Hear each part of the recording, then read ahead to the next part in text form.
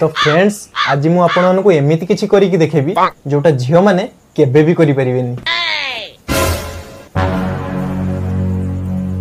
कोन करी देखबो तमे?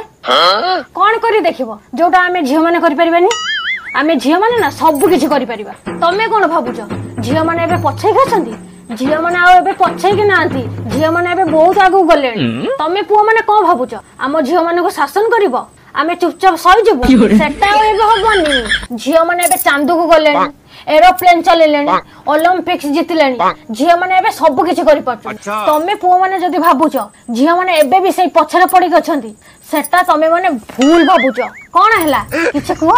चुप है कि काई गछ मानिला तो मु जानि जे तमे मानिबो बोली। को कोन करि परिबेनी झियो माने? झियो माने सब किछि करि परिबे। तमे माने जदी भाबिचो झियो माने किछि करि परिबेनी, तमे माने सब किछि करि परिबो, तमे माने सब किछि जानिचो सेगुरा सब भूली जाओ हैला। आमे झियो माने सब किछि करि परिबे एमिति किछि भी नाही जोटा आमे माने करि परिबो। तमे माने कोन भाबुचो तमे माने ही सब किछि करि परिबो, तमे माने ही सब किछि जानिचो एटा हेइ परिबोनी हैला। तो फ्रेंड्स एबे पर्यंत आपण सब किछि बुझि पारिथिबे। कोन सब किछि बुझि पारथेबे? तमे कोन भाबुचो?